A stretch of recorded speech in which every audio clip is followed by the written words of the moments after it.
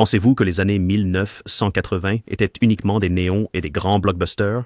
Détrompez-vous. Sous les succès grand public, un autre type de cinéma a prospéré. Audacieux, étrange, émotionnellement brut et trop osé pour les feux de la rampe.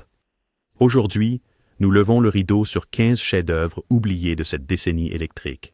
Des films qui défient, surprennent et captivent. Si vous pensez avoir tout vu, accrochez-vous. Ce sont les histoires dont vous ignoriez l'absence.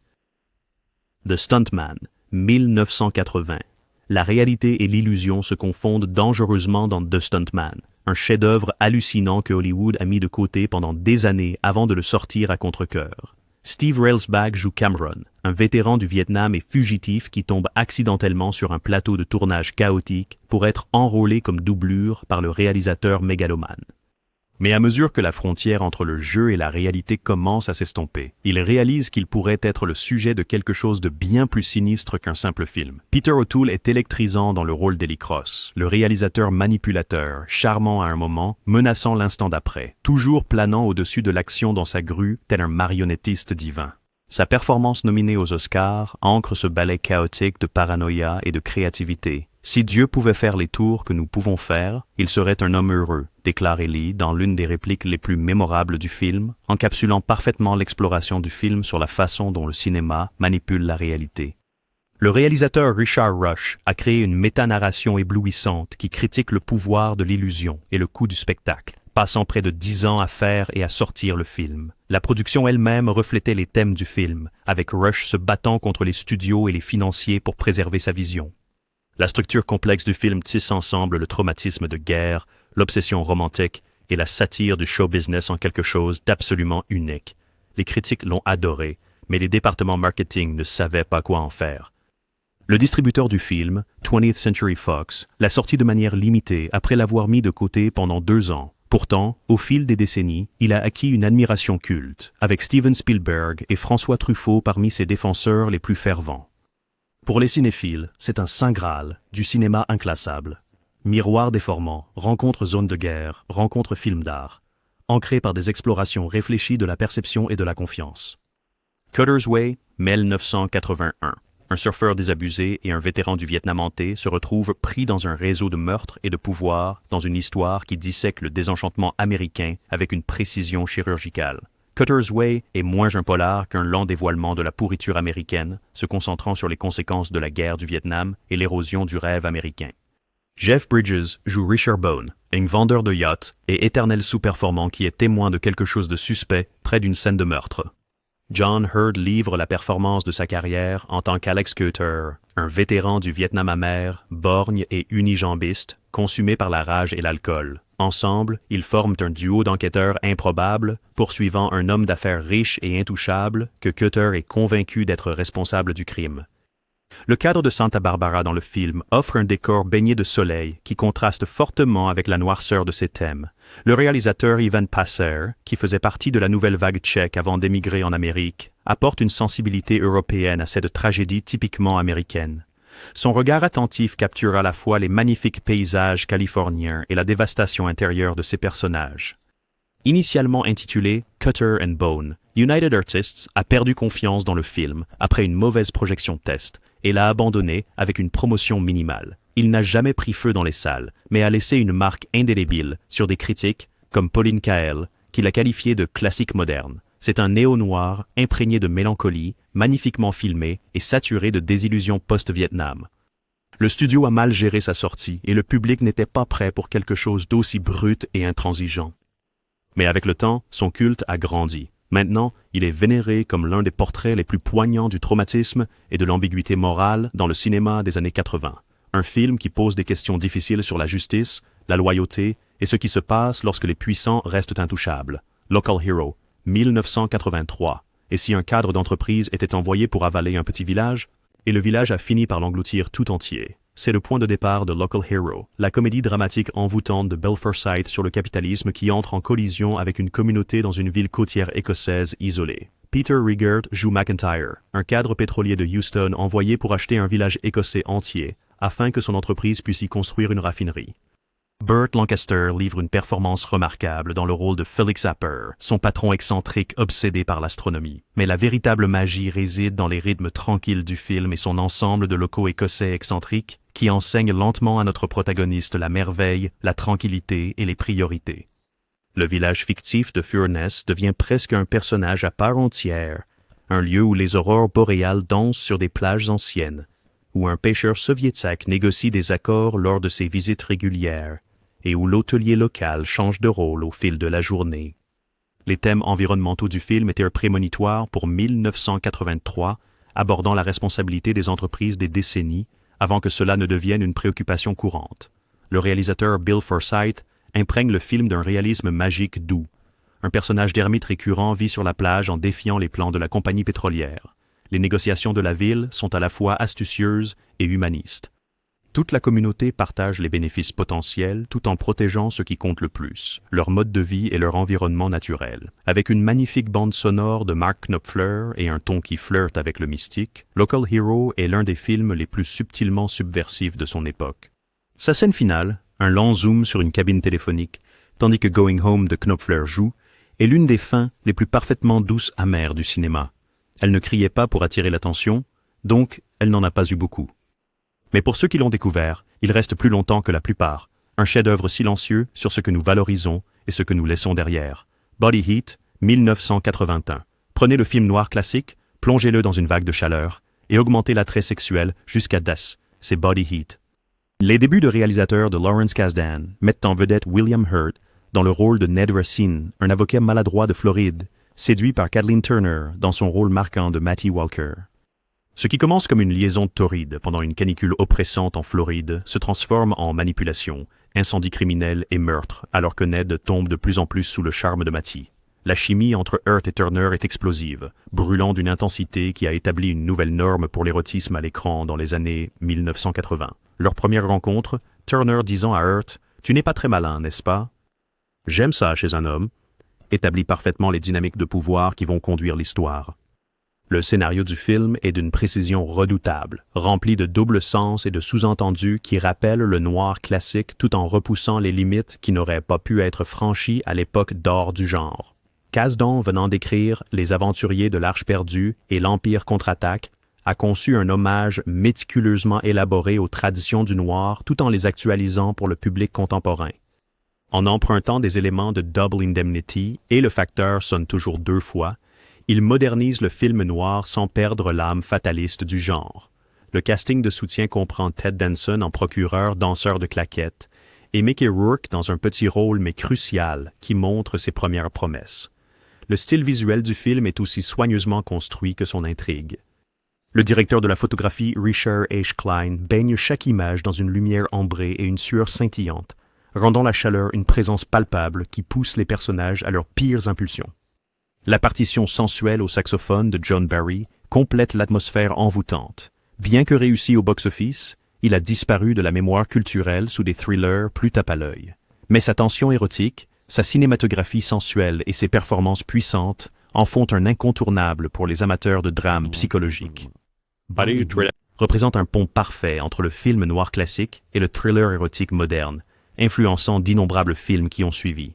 Blood Simple, 1984, le premier film des frères Coen, est une leçon de minimalisme, de tension et de style, annonçant l'arrivée de deux des voix les plus distinctives du cinéma américain. Dans Blood Simple, la jalousie, la cupidité et la paranoïa explosent lorsque le propriétaire de bar, Julian Marty, engage le détective privé véreux Lauren Visser pour tuer sa femme infidèle Abby et son amant Ray, l'un des barman de Marty. Mais rien, absolument rien ne se passe comme prévu. Tourné avec un budget dérisoire d'1 500 000 $, les ombres troubles du film, sa musique envoûtante et ses rebondissements parfaitement chronométrés ont construit la réputation des Coen du jour au lendemain. Frances McDormand, dans son premier rôle au cinéma, domine l'écran avec une intelligence et une résilience qui caractériseraient bon nombre de ses rôles ultérieurs. Le titre du film vient du roman Red Harvest de Dashiell Hammett, faisant référence à l'état mental des personnes qui ont commis un meurtre. Cette désintégration psychologique se manifeste alors que les personnages prennent des décisions de plus en plus désespérées, basées sur des suppositions erronées. Le scénario des Coen est une leçon magistrale d'ironie dramatique. Le public sait des choses que les personnages ignorent, créant une tension exquise. Le directeur de la photographie Barry Sonnenfeld crée un langage visuel de terreur en utilisant un éclairage faible, des angles inattendus et des mouvements de caméra lents et délibérés. Un plan de suivi emblématique le long d'un comptoir de bar, passant au-dessus d'un client ivre pour révéler un détail crucial, a démontré l'ingéniosité visuelle des Coen, même avec un budget limité. Bien qu'il n'ait pas été un énorme succès à sa sortie, il a été défendu par les critiques et a lentement acquis un statut culte. Roger Ebert a immédiatement reconnu son éclat, écrivant qu'il montrait une intelligence et un savoir-faire qui seraient loués dans un film d'un réalisateur chevronné. Aujourd'hui, il sert de modèle pour le suspense à petit budget et de leçon magistrale sur la création de l'angoisse à partir du silence. Le film a établi de nombreuses caractéristiques du style des Coen. L'humour noir, la violence soudaine et des personnages détruits par leurs propres pires impulsions. Vivre et mourir à Los Angeles, 1985. Si Miami Vice avait des dents, cela ressemblerait à ça. To Live and Die in L.A. de William Friedkin est une course-poursuite brûlée par le soleil et éclairée au néon à travers le monde interlope du crime de contrefaçon dans le Los Angeles des années 1985. William Peterson est Richard Chance, l'agent des services secrets rebelles en mission de vengeance après la mort de son partenaire, et Willem Dafoe dégage une menace en tant que Rick Masters, le faussaire et artiste qu'il poursuit. Friedkin, qui avait révolutionné le thriller criminel avec French Connection, revient au genre avec une vigueur renouvelée. La pièce maîtresse du film, une course-poursuite à contresens à travers le bassin de la rivière de L.A., rivalise avec la célèbre poursuite de ses films précédents, créant une tension à couper le souffle alors que Peterson et son partenaire fuient des voyous armés en roulant à contresens sur l'autoroute. Friedkin a tourné cette séquence sans les permis appropriés, créant un véritable danger qui se traduit à l'écran. Avec une bande sonore palpitante de Wang Chung et une cinématographie vibrante qui capture à la fois le glamour et la rudesse de L.A., le film déborde de style. Mais ce n'est pas seulement du clinquant. C'est nihiliste, moralement complexe et émotionnellement percutant. Le retournement choquant du troisième acte du film bouleverse les attentes du public concernant l'immunité du protagoniste, quelque chose de rarement vu dans le cinéma américain de cette période. Le film explore les mécanismes de la contrefaçon avec une précision quasi documentaire, montrant le processus artistique de Masters dans la création de faux billets. Friedkin a insisté sur l'exactitude technique, consultant de véritables faussaires et demandant au département des accessoires de créer des faux billets convaincants. Malgré son éclat, le film a eu du mal face à des thrillers plus conventionnels et aux préoccupations des studios concernant son ambiguïté morale. United Artists aurait voulu pour une fin optimiste, mais Friedkin a refusé de faire des compromis. Maintenant, il est vénéré comme une œuvre emblématique du cinéma criminel des années 80 et un coup de maître de la seconde carrière de Friedkin qui capture parfaitement l'excès, la corruption et le style de la décennie. The Hitcher, 1986. Un jeune homme prend un autostoppeur sur un tronçon isolé d'autoroute et déclenche un cauchemar qui défie toute explication ou échappatoire. The Hitcher est à la fois un road movie et un film d'horreur existentielle, avec Rutger Hauer, offrant l'une des performances les plus glaçantes de la décennie en tant que John Ryder, un tueur en série qui semble moins humain qu'une force de la nature. Le scénario est d'une simplicité trompeuse. Jim Halsey conduit une voiture à travers le sud-ouest lorsqu'il prend en stop Ryder pendant une tempête, contre son meilleur jugement. Lorsque Ryder révèle ses intentions meurtrières, Jim parvient à le jeter hors de la voiture, mais ce n'est que le début d'un jeu du chat et de la souris à travers le désert, alors que Ryder accuse Jim de ses propres meurtres et détruit systématiquement tout sur son passage. Ce qui distingue The Hitcher, ce n'est pas le gore, bien que le film ait des moments de violence choquante, y compris la célèbre scène du camion qui fait encore haleter les spectateurs. C'est la terreur psychologique, le sentiment de destin qui traque le protagoniste sans échappatoire. Le méchant de Hauer est à la fois ange de la mort et vengeur cryptique, moins un homme qu'une idée. « Sais-tu ce que j'ai fait à la dernière personne qui m'a traité de menteur ?» demande-t-il à un moment donné, avec un sourire qui suggère à la fois charme et malveillance sans fond. Le réalisateur Robert Harmon et le directeur de la photographie John Seale créent un paysage de terreur à partir du sud-ouest américain, transformant les espaces ouverts en zones de vulnérabilité. Le film construit une mythologie autour de Ryder sans l'expliquer. Il semble apparaître et disparaître à volonté, survivant à des incidents qui devraient être fatals, toujours un pas en avant. Sorti avec de faibles recettes au box-office et des critiques mitigées, il est maintenant considéré comme un chef-d'œuvre subversif qui déconstruit les clichés des films d'horreur. Plutôt que le scénario typique de La Dernière Fille, The Hitcher présente un jeune homme innocent luttant pour maintenir son humanité face à un mal apparemment sans motif, une lente descente dans la folie et la peur. Il soulève des questions sur l'identité et la dualité qui persiste longtemps après le générique. Mona Lisa, 1986. Bob Hoskins n'a jamais frappé plus fort que dans Mona Lisa. Il joue George, un ancien détenu récemment libéré qui prend un emploi de chauffeur pour une call girl de luxe nommée Simone. À mesure que leur relation de travail se transforme en une amitié improbable, la complexité émotionnelle et le danger augmentent également. L'obsession croissante de George pour sauver Simone l'entraîne dans le monde criminel de Londres, où ses illusions romantiques se heurtent à une réalité brutale. Réalisé par Neil Jordan, le film explore la classe, le pouvoir et la masculinité brisée avec nuance et courage. Hoskins apporte vulnérabilité et fierté blessée à George, un homme dont la conception de la chevalerie est dépassée et dangereuse dans le monde moderne.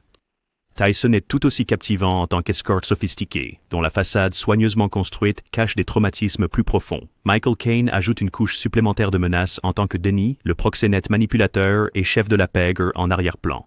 Le film tire son nom de l'énigmatique peinture de Léonard de Vinci, suggérant l'inscrutabilité similaire de Simone pour George, qui projette ses propres idéaux sur elle, plutôt que de la voir telle qu'elle est réellement. Ce thème de la méprise et de la fantaisie pousse le récit vers sa confrontation inévitable avec la vérité. Jordan filme Londres avec un regard à la fois sur la misère et la beauté, contrastant le scintillant West End avec le côté sordide de King's Cross. La bande sonore présente la version de Nat King Cole de Mona Lisa à un effet ironique, soulignant l'écart entre les idéaux romantiques et la dure réalité. La performance de Hoskins a remporté le prix du meilleur acteur à Cannes et une nomination aux Oscars, mais Mona Lisa est restée sous le radar de nombreux sur Eurohouse, les radars des spectateurs dans une décennie dominée par des films plus grands et plus bruyants. Sombre et déchirant, c'est un noir de l'âme qui examine à quel point nous nous trompons facilement lorsque séduits par des rêves impossibles. Runaway Train, 1985. Deux condamnés évadés montent à bord d'un train pour découvrir qu'il est sans conducteur et foncent vers le désastre sans moyen de l'arrêter. Runaway Train est de l'adrénaline pure, élevée par la philosophie et l'émotion brute. Jon Voight et Eric Roberts offrent des performances de carrière exceptionnelles en tant que détenus, tous deux obtenant des nominations aux Oscars pour leur rôle. Voight joue Manny, un légendaire rebelle de prison que le directeur a gardé en isolement pendant 3 ans. Roberts est Buck, un jeune prisonnier impétueux qui se joint à l'évasion de Manny à travers la nature sauvage de l'Alaska. Après être montés à bord de ce qu'ils pensent être leur billet pour la liberté, ils découvrent qu'ils sont piégés sur un train à grande vitesse sans conducteur, rejoints par un cheminot qui devient leur allié réticent. Basé sur un scénario d'Akira Kurosawa, ce thriller de survie concerne moins le train que ce que signifie la liberté, le contrôle et le but pour deux hommes brisés. Le réalisateur Andrei Konchalovsky, un cinéaste soviétique travaillant à Hollywood, apporte une perspective extérieure à cette histoire typiquement américaine, en se concentrant sur des thèmes existentiels plutôt que sur de simples scènes d'action. Le décor alaskien du film offre des paysages époustouflants et un danger réel. Une grande partie a été tournée sur de véritables trains en mouvement dans des conditions périlleuses. Le design sonore crée un personnage à partir du train lui-même, avec son rythme implacable devenant un battement de cœur pour l'histoire. Les images finales, en particulier les derniers moments de Manny, atteignent une sorte de poésie visuelle transcendante rarement vue dans les films d'action. Acclamé par la critique mais commercialement tiède, il est maintenant considéré comme un joyau caché du genre action. La performance de Voight à elle seule vaut le détour. Il se transforme complètement en Manny, un homme qui a été enfermé si longtemps que la liberté elle-même devient une sorte de piège. Le film pose des questions profondes sur le destin et le choix tout en offrant des sensations fortes, une combinaison rare à toute époque. Birdie, 1984. Deux amis, une guerre, un homme se réfugiant dans la fantaisie. Birdie, réalisé par Alan Parker, explore le traumatisme et la guérison à travers des visuels oniriques et une authenticité émotionnelle. Basé sur le roman de William Wharton, il raconte l'histoire de deux amis de Philadelphie dont les vies sont brisées par leurs expériences au Vietnam. Nicolas Cage joue Al, qui revient physiquement marqué, mais mentalement intact. Matthew Modine est Birdie, qui se replie complètement dans une obsession pour les oiseaux et le vol, refusant de parler ou de reconnaître la réalité humaine. Le film alterne entre leur adolescence, où la fascination de Birdie pour les oiseaux et le vol le distinguent déjà, et le présent, où Al tente de rejoindre son ami traumatisé dans un hôpital psychiatrique militaire.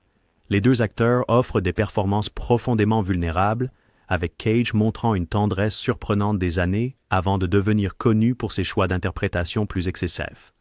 Modine capture à la fois l'émerveillement de l'obsession de Birdie pour les oiseaux et la profonde déconnexion de son état post-guerre. Leur amitié forme le cœur émotionnel du film, un lien suffisamment fort pour potentiellement sauver Birdie de son retrait de l'humanité. Parker dirige avec un sens visuel, en utilisant des mouvements de caméra flottants et des séquences de rêve pour nous plonger dans l'esprit de Birdie. Ces séquences fantastiques où Birdie s'imagine planer au-dessus du paysage créent un contrepoint poétique aux dures réalités de la classe ouvrière de Philadelphie et aux horreurs du Vietnam. La bande sonore innovante de Peter Gabriel améliore ces séquences avec des paysages sonores d'un autre monde. Malgré le Grand Prix à Cannes, il n'a jamais décollé aux États-Unis, peut-être parce que son regard sans concession sur le traumatisme de guerre était trop inconfortable pour le grand public. Toujours en train de traiter le Vietnam, mais le temps n'a fait qu'approfondir sa résonance émotionnelle. Un incontournable pour ceux qui recherchent la sincérité et sont prêts à suivre un film dans un territoire émotionnel difficile. Après Heure, 1985. Que se passe-t-il lorsqu'un homme ordinaire prend un mauvais tournant dans la vie nocturne surréaliste de Manhattan? After Hours de Martin Scorsese est un rêve fiévreux de comédie noire, à la fois hilarant et terrifiant, racontant l'odyssée et le voyage d'un homme à travers le labyrinthe du quartier Soho de New York après la tombée de la nuit. Griffin Dunne joue Paul Hackett, un opérateur de traitement de texte guindé dont le rendez-vous nocturne avec une femme mystérieuse se transforme en une série de rencontres étranges, allant d'artistes punk à des fous dangereux, jusqu'à une foule en colère qui le prend pour un cambrioleur. C'est Kafka, à la manière d'une comédie loufoque, avec la magie de la caméra signature de Scorsese, donnant même aux scènes les plus simples un sentiment de terreur cinétique. Réalisé entre la valse des pantins et la couleur de l'argent, After Hours représente Scorsese travaillant à une plus petite échelle, mais avec une créativité intacte. Le film a commencé comme un projet à petit budget lorsque le financement pour la dernière tentation du Christ a échoué, donnant à Scorsese la liberté d'expérimenter. Tout le film se déroule au cours d'une nuit de plus en plus chaotique, maintenant une sensation de temps réel qui accentue la tension. Le casting de soutien est extraordinaire. Terry Garr, Catherine O'Hara, John Hurd et Linda Fiorentino créent des personnages mémorables qui contribuent chacun à la paranoïa croissante de Paul. Le film capture un moment précis de l'histoire de New York, lorsque Soho se transformait d'une zone industrielle en une enclave artistique, créant une frontière où tout semble possible. Le directeur de la photographie Michael Ballhaus contribue à créer la qualité onirique du film, en utilisant des angles inhabituels et des travelling qui désorientent le spectateur, tout comme Paul se perd de plus en plus. La musique de Howard Shore intègre des thèmes classiques qui suggèrent à la fois la comédie et un destin imminent. Bien que ce soit l'une des œuvres les plus serrées et originales de Scorsese, elle est souvent omise de ses moments forts au profit de ses films de gangsters et de ses fresques historiques. Mais pour les amateurs de comédie noire et d'absurdité urbaine, After Hours est de l'or pur, un rappel que parfois les aventures les plus terrifiantes se déroulent lors de soirées ordinaires en semaine. Le Dresseur, 1983. Situé dans les coulisses d'un théâtre provincial anglais pendant la Seconde Guerre mondiale, Le Dresseur est un poignant duo sur un acteur shakespearien en déclin, appelé seulement Sir, et son assistant farouchement dévoué, Norman. Alors que les sirènes de raids aériens hurlent à l'extérieur, Norman lutte pour préparer le Sir de plus en plus sénile pour sa 227e représentation en tant que roi Léar. La tension entre l'héritage artistique et la fragilité humaine constitue le cœur émotionnel du film. Réalisé par Peter Yates et adapté de la pièce de Ronald Harwood, c'est une leçon magistrale de performance et de rythme. Finney et Courtney ont tous deux été nommés aux Oscars pour leur rôle, créant une relation complexe qui englobe dévotion, ressentiment, manipulation et amour véritable. Le film explore le sacrifice exigé par l'art, tant de l'artiste que de ceux qui gravitent autour de lui. Sir est tyrannique, enfantin et parfois brillant. Norman est facilitateur, amer et finalement fidèle au point de s'autodétruire. Leur relation de codépendance devient un prisme à travers lequel on peut examiner des questions plus larges sur le but de l'art en temps de guerre, le prix de la grandeur et le travail invisible qui soutient le génie.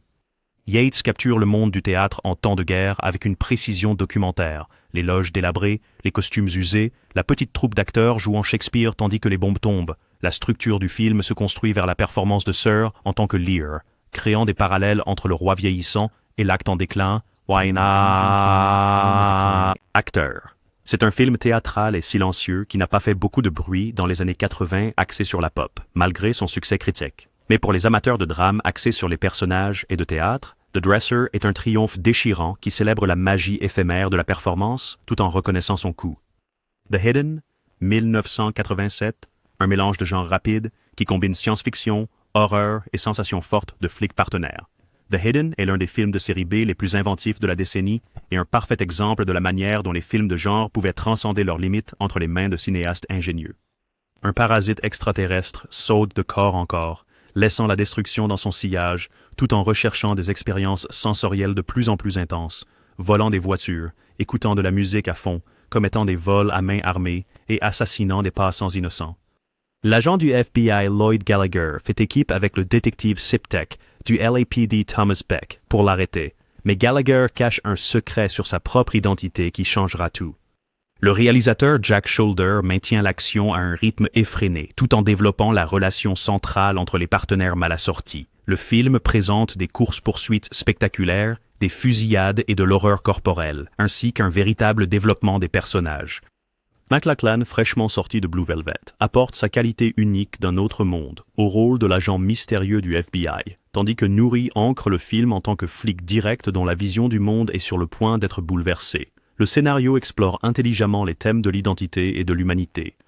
Qu'est-ce qui fait de nous ce que nous sommes lorsque nos corps physiques deviennent des vaisseaux pour autre chose? La progression du parasite de l'hédonisme au pouvoir politique crée un commentaire subtil sur l'excès et l'ambition des années 1980. Les effets spéciaux de Kevin Yagher créent des transformations mémorables alors que le parasite passe d'hôte en hôte. Le film présente également les premières apparitions de Claudia Christian, Babylon 5, et Danny Trejo dans de petits rôles, ajoutant à son attrait culte. C'était un succès modeste à sa sortie, mais son statut culte a explosé avec le temps, surtout après que MacLachlan ait trouvé la célébrité dans Twin Peaks. Si vous voulez quelque chose de sauvage, étrange et en avance sur son temps, c'est Le Joyau caché pour vous, un film qui a influencé tout, de The X-Files à Men in Black, tout en conservant son identité unique. Barfly, 1987. Basé sur les écrits du poète Charles Bukowski, Barfly est un portrait brut et poétique de l'autodestruction artistique dans les bars miteux de Los Angeles. Mickey Rourke joue Henry Chinaski, l'alter ego de Bukowski, un alcoolique déchu dont l'écriture brillante est enfouie sous un brouillard de bagarres de bar et de dégoût de soi. Faye Dunaway est la co-vedette dans le rôle de Wanda, une autre alcoolique qui entame une relation tumultueuse avec Henry, reconnaissant quelque chose de spécial en lui, malgré son choix délibéré d'embrasser les échelons les plus bas de la société. Leur romance est volatile, tendre, et finalement condamnée par leur addiction mutuelle, mais contient des moments de beauté et de vérité inattendus. Réalisé par Barbet Schroeder, le film ne glorifie pas l'addiction, mais en capture plutôt le rythme tragique avec honnêteté et humour noir. Schroeder s'est battu dur pour réaliser le film, travaillant directement avec Bukowski pour développer le scénario et menaçant même de se couper un doigt lorsqu'un studio a menacé de retirer le financement, une histoire que Bukowski a immortalisée dans son roman Hollywood. La performance de Rourke est transformative. Il a modifié son apparence et a étudié Bukowski en profondeur pour capturer la posture voûtée de l'écrivain, son discours brouillé et sa dignité surprenante. Dunaway le rejoint scène après scène, apportant vulnérabilité et intelligence à un personnage qui aurait pu être un stéréotype entre de moins bonnes mains. L'authenticité du film s'étend à ces lieux. Tourné dans de véritables bars miteux de Los Angeles avec leurs habitués apparaissant parfois comme figurants, le Golden Horn Bar devient un personnage à part entière. 12, un sanctuaire miteux où les parias et les oubliés trouvent une communauté parmi les comptoirs tachés et les boissons bon marché. Les critiques étaient partagées. Certains l'ont qualifié d'indulgent. D'autres l'ont qualifié de chef-d'œuvre.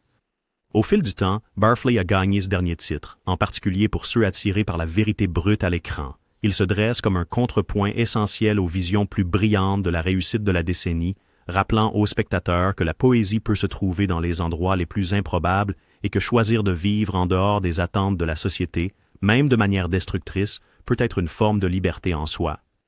Le Festin de Babette, 1987. Du Danemark vient l'une des expériences cinématographiques les plus spirituelles et sensorielles jamais réalisées, un film sur l'art, le sacrifice et le pouvoir transcendant d'un repas parfait. Le Festin de Babette raconte l'histoire de Babette Herson, une réfugiée française qui arrive dans une petite communauté religieuse austère sur la côte désolée du Jutland au XIXe siècle. Après avoir servi comme cuisinière et gouvernante pour 2 sœurs âgées pendant 14 ans, elle gagne à la loterie française et décide de dépenser toute sa fortune pour préparer un seul dîner français luxueux pour les villageois ascétiques. Réalisé par Gabriel Axel et basé sur une histoire d'Isaac Dinesen, le film est à la fois simple et profond dans sa construction. Les 2 premiers tiers établissent la communauté des sœurs fondée par leur père, un ministre protestant strict, et montrent à travers des flashbacks comment les 2 femmes ont sacrifié l'amour et l'épanouissement artistique pour la dévotion religieuse. Babette arrive comme une figure mystérieuse, fuyant les bouleversements politiques à Paris, son passé seulement suggéré. Le dernier tiers du film est consacré à la préparation et à la consommation du festin de Babette, une séquence qui est devenue l'une des représentations les plus célèbres de la nourriture au cinéma, alors qu'elle prépare des délices français authentiques comme la soupe de tortue, le caviar, la caille en pâte feuilletée et le baba au rhum. Les villageois méfiants jurent de ne pas apprécier le sabbat des sorcières qu'ils attendent. Mais en mangeant et en buvant, le repas somptueux dissipe des décennies de tensions interpersonnelles, éveillant une joie sensuelle chez des personnes qui se sont privées de plaisir toute leur vie. Le film fonctionne à la fois comme une parabole chrétienne et une méditation sur le rôle de l'artiste dans la société. Babette, révélée comme ayant été une célèbre chef à Paris, crée un chef-d'œuvre éphémère que son public ne peut pas pleinement comprendre, mais par lequel il est néanmoins transformé. Son sacrifice, dépensant tout ce qu'elle a pour une expérience transcendante unique pour les autres, reflète le sacrifice du Christ tout en représentant l'impulsion artistique la plus pure. Il a remporté l'Oscar du meilleur film en langue étrangère, mais s'est estompé dans l'ombre d'importations plus bruyantes. Aujourd'hui, il se dresse comme un film qui nourrit l'âme, silencieux, généreux et inoubliable dans son affirmation que le plaisir terrestre et la grâce spirituelle ne doivent pas être ennemis. Et voilà, 15 classiques oubliés des années 1980 qui méritent un second et peut-être même un premier regard. Alors, lequel allez-vous ajouter à votre liste de visionnage en premier, ou avons-nous manqué un favori qui mérite d'être mis en lumière? Faites-le nous savoir dans les commentaires ci-dessous. Et si vous avez faim de plus de trésors cinématographiques, appuyez sur le bouton « J'aime ». Abonnez-vous à Golden Age Classics et activez la cloche pour ne manquer aucun instant de génie caché. À la prochaine, continuez à chercher l'or entre les bobines.